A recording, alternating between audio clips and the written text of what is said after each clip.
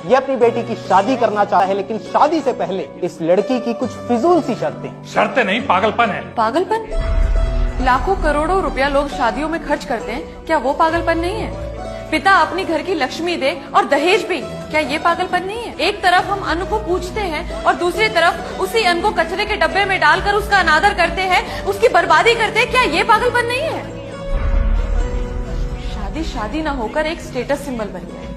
जिसके पास जितना पैसा उतनी पैसे की बर्बादी। लाखों रुपया शादियों में खर्च कर देंगे, लेकिन वही अगर आपकी शादी में एक गरीब आदमी आकर खाना खाता हुआ पकड़ा जाए तो उसे मार पीट कर इतना जलील किया जाता है कि मानो आपकी 4 चांद लगी शादी में उसने एक धब्बा लगा दिया। ऐसी शादी को मैं शादी नहीं मानती जैसा। इसलिए शादी के लिए मेरी अपनी कुछ शर्तें हैं। क्या शर्तें हैं तुम्हारी? शादी में दहेज न दिया जाए। लेकिन दहेज तो लड़के वालों ने मांगा ही नहीं है जज साहब। AC, cooler, TV, washing machine, 5 lakh रुपए और एक गाड़ी, ये सब क्या है पापा? ये सब बेटी हम तुझे दे रहे हैं, लड़के वालों को नहीं।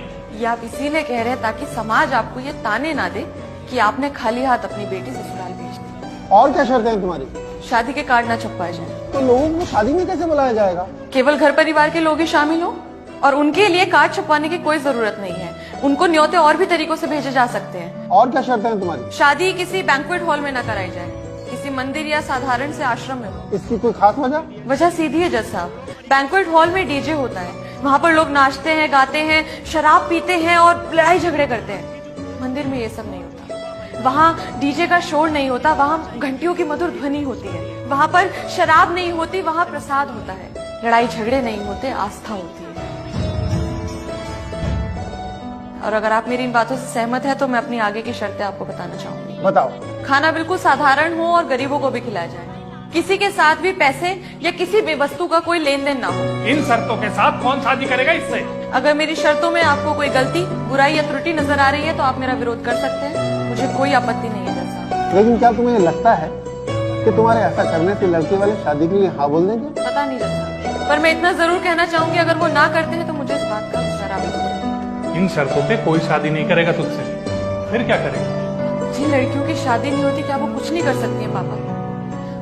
आपको तो मुझ पे गर्व होना चाहिए कि मैं समाज के उस बदलाव के बारे में बात कर रही हूँ जिससे दहेज, घरेलू हिंसा, आर्थिक समस्याएं जो शादी में रुकावट पैदा करती हैं, उनको जड़ से खत्म किया जा सके। ये सामाजिक संतुलन की एक सीढ़ी है जज साहब। और मैं कोर्ट से ये अपील करना चाहूंगी कि शादी के लिए कुछ ऐसे नियम, कुछ ऐसे कानून बनाए जाएं जिससे समाज की ये कुरीतियां खत्म हो।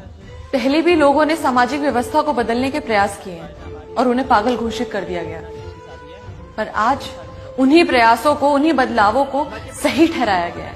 शायद हो सकता है मैं भी उन पागलों में से एक हूं जज साहब।